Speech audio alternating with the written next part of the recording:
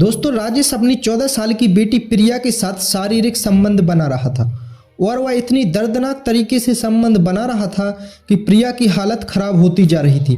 लेकिन प्रिया भी अपने पिता का भरपूर साथ दे रही थी।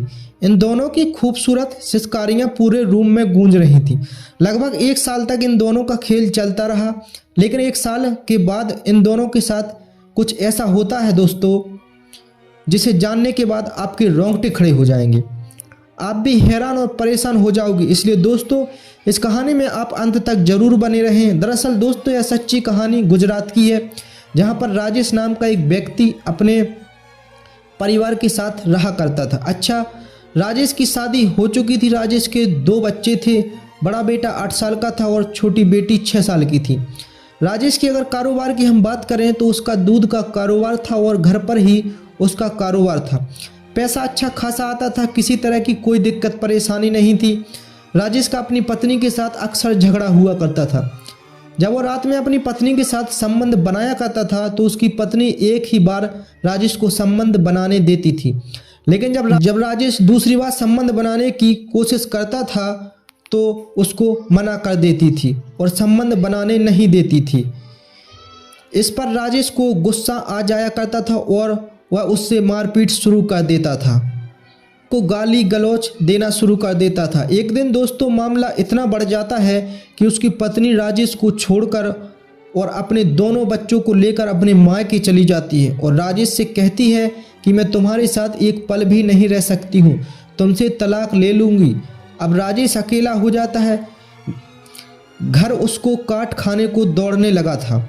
यह सोच रहा था कि आखिर क्या किया जाए। लगभग इस तरीके से 6 महीने का समय गुजर जाता है। 6 महीने के अंदर राजेश अपनी पत्नी से 2 बार मिलने के लिए जाता है और उसको मनाने की कोशिश करता है और उसको वापस लाने की कोशिश करता है, लेकिन उसकी पत्नी उसकी एक न सुनती और कहती है कि मैं तुम्हारे साथ एक पल भी नहीं रह सकती, तुम यहाँ से चले जाओ। अब राजेश अपनी पत्नी की यह बात सुनता है तो वापस चला जाता है।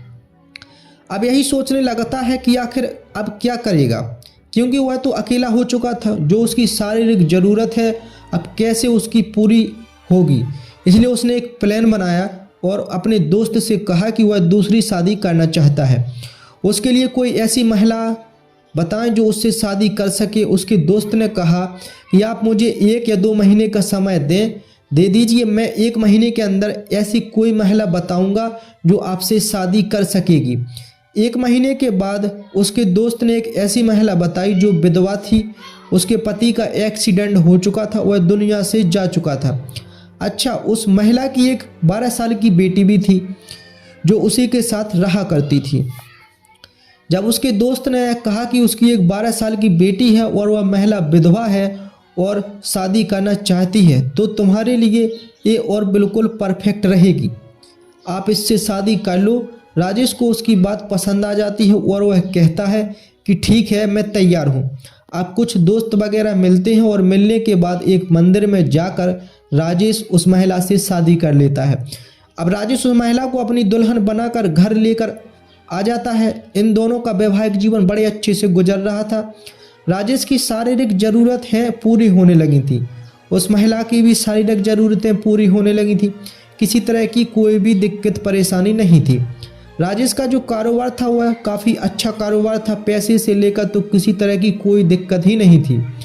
जो 12 साल की लड़की होती है जिसका नाम प्रिया होता है, वह भी इन्हीं के साथ रह रही होती है। एक दिन राजेश की पहली पत्नी को पता लग जाता है कि राजेश ने दूसरी शादी कर ली है और अपनी पत्नी के साथ वह वहीं पर रह रहा है।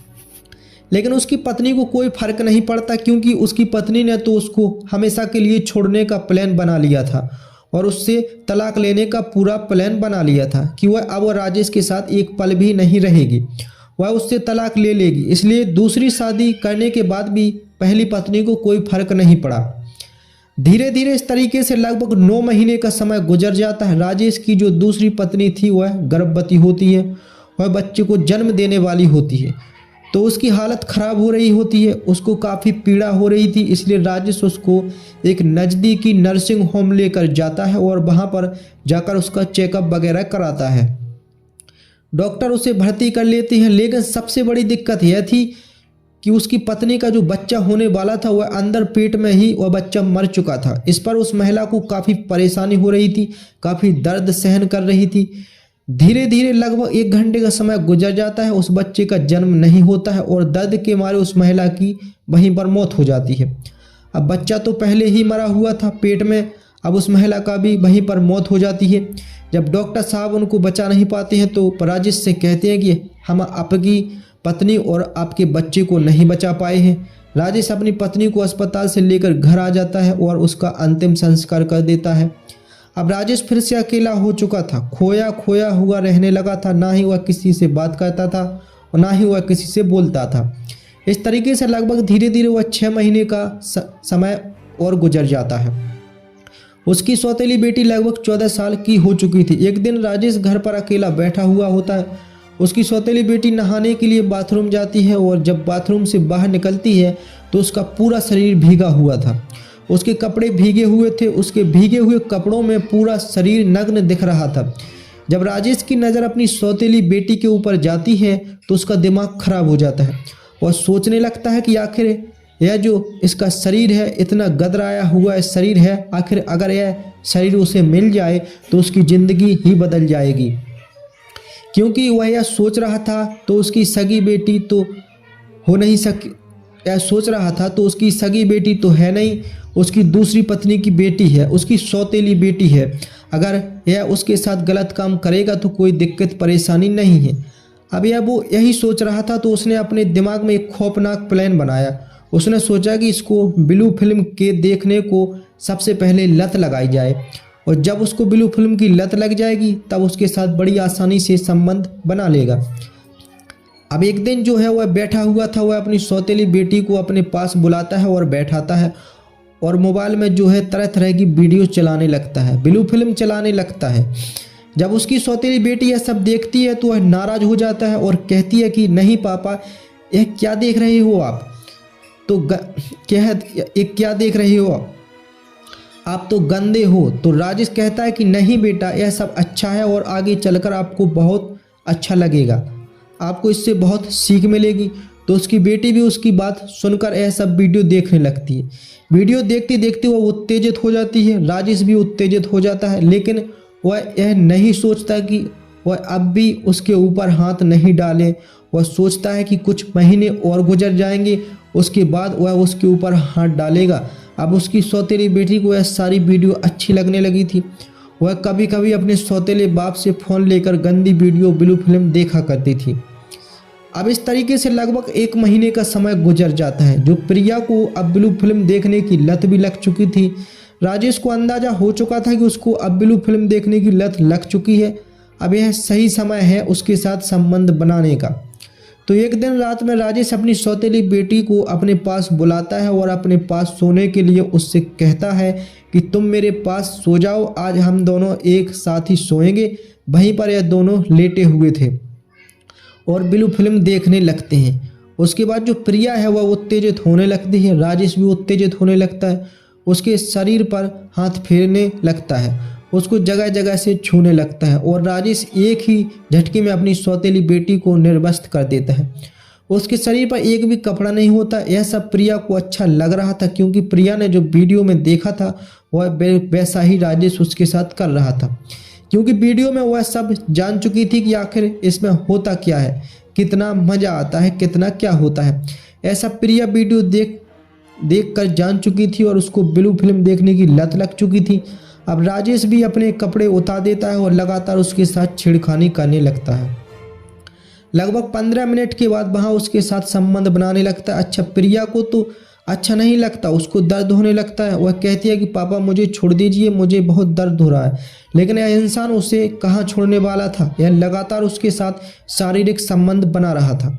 इतनी दर्दनाक तरीके से संबंध बना रहा था कि प्रिया की चीख निकलने लगती है और रोने लगती है। उसके बाद आधे घंटे तक यह संबंध बनाता है और जब यह थक जाता है तो उसे छोड़ देता है। उसके बाद वहीं पर यह दोनों सो जाते हैं। फिर अगला दिन होता है, राजेश अपनी सौतेली बेटी को फिर से अपने पास बुलाता है, फिर से ब्लू फिल्म दिखाता है और फिर से उसके साथ संबंध बनाने लगता है। अच्छा, जब राजेश उसके साथ संबंध बना रहा था तो प्रिया को भी अच्छा लग रहा था, उसको भी एंजॉय आ रहा था, वह भी अपने पिता का भरपूर साथ दे रही थी। यह राजेश अपनी सौतेली बेटी के साथ लगातार शारीरिक संबंध बना रहा था। इस तरीके से अब इनका जो खेल है अब रोज चलने लगता है। अब प्रिया को भी सब अच्छा लगने लगा था, वह भी राजेश के साथ रोज संबंध बनाया करती थी। लगभग धीरे धीरे अब 8 महीने का समय गुजर जाता है।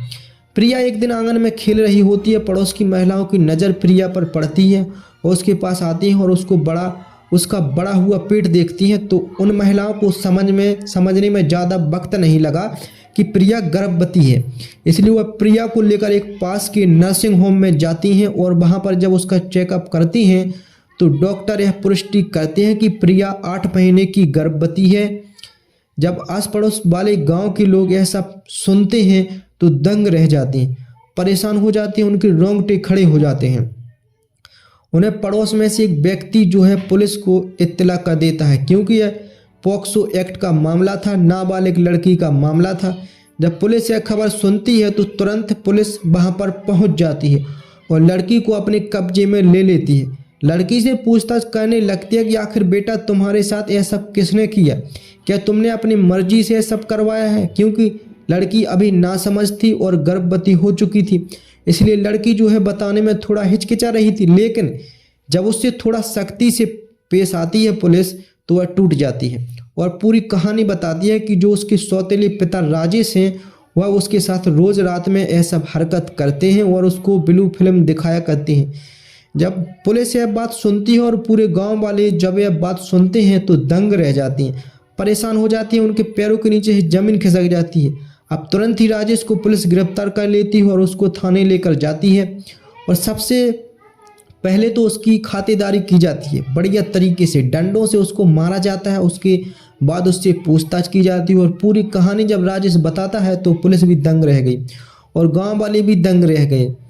जब इसके बारे में लोगों को सोशल मीडिया और अखबारों के माध्यम से पता लगा तो लोग यह सोचने पर मजबूर हो गए कि एक बाप अपनी बेटी के साथ इतना गलत काम कैसे कर सकता है। इस बार अपने रिश्तों को ही शर्मसार कर दिया, रिश्तों को ही तार तार कर दिया। लोग बड़े हैरान थे, परेशान थे। बाकी राजेश के ऊपर पॉक्सो एक्ट का मामला दर्ज करके पुलिस ने इसको जेल भेज दिया जाता है, मतलब पुलिस को इसको जेल भेज दिया जाता है और इसको उम्र कैद हो जाती है। कहानी को लास्ट तक सुनने के लिए आपका धन्यवाद। इस कहानी के बारे में आप अपनी राय कमेंट करके ज़रूर बताइएगा और ऐसी ही अपराध की सच्ची कहानियों के लिए हमारे चैनल को सब्सक्राइब भी कर लीजिएगा। कहानी को लाइक और शेयर जरूर करें। और राजेश ने जो अपनी सौतेली बेटी के साथ किया यह लोगों को शर्मसार करने वाला था, लोगों को हैरान करने वाला था, एक समाज में गलत मैसेज देने वाला व्यक्ति था।